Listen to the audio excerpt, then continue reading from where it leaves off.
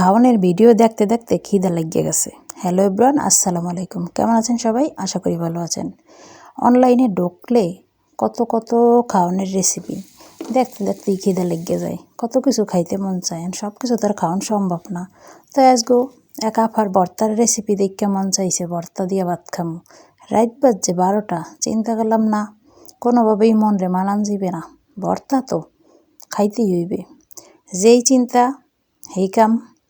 Loan আপনাকে লগে দেখামো, শেয়ার করবো যে কি ভর্তা বানাইছি এত রাত্রে ক্ষুধা নিবারণের জন্য, মনকে সান্ত্বনা দেওয়ার জন্য। কারণ মুরগি পোলাও, রোস্ট, বিরিয়ানি এগুলো তো আর এখন এত রাইতে খাওয়া সম্ভব না। এর লেগে আপনাকে লগে এখন একটু ভর্তাই দেখাই যে এত রাইতে কি ভর্তা করলাম। আজগো বেগুন ভাজি, এরপর রসুন, টমেটো এগুলো টালছি, শুকনো মরিচ টালছি, আর হচ্ছে জিয়া কুচাইনে পেঁয়াজটাও টাইলে নিছি। এখন লন দেন পাড়া পুতায় বাড়া ছাড়া হাতে ডুললে কেমনে কেমনে ভর্তা বানাই শর্টকাটে। মরিচটা আগে লবণ দিয়া গুঁড়ো করে নিছি হেও হাতে ডুললে। এরপর এটার মধ্যে কাঁচা ধনিয়া পাতা আর হলো জিয়া যে টালছি যে পেঁয়াজটা ওইটা মিলাইয়া ভালো করে চটকামো। এই মরিচ ডলা দেখতে আবার কার কার জিব্বায় পানি ইয়ে পড়ছে কমেন্টে কইয়েন। সত্য কথা কইলে সমস্যা নাই, আমি টালতে টালতে মোরও খাইতে ইচ্ছা করছে এই সময়, কিন্তু মরিচ তো খাওয়ান যাবে না। কিন্তু এই মরিচ টেলা দেখলে বিশ্বাস করেন এই সময় খাইতে ইচ্ছা করে। আসলেই এই যে মরিচের যে এই ভর্তাটা অসাধারণ। যে খাইছে, যে স্বাদ বুঝছে হে বুঝবে খালি যে এটার স্বাদটা কী।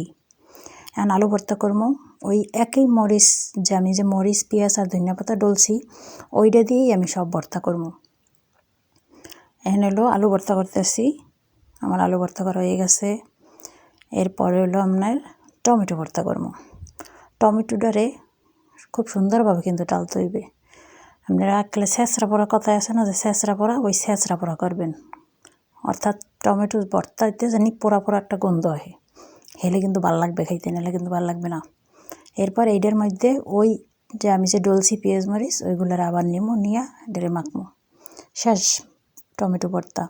টমেটো ভর্তা যারা না খাইছেন তারা এইভাবে খাইয়ে দেখবেন, অনেক ভাল লাগবে, অনেক স্বাদ। আমরা তো সবসময় সালাদ হিসাবে খাই, তো মাঝে মধ্যে ভিন্ন স্বাদও আনতে হয়। আমার টমেটো ভর্তা কিন্তু হয়ে গেছে, কোনো ঝামেলা নেই। একটু লবণ লইবেন।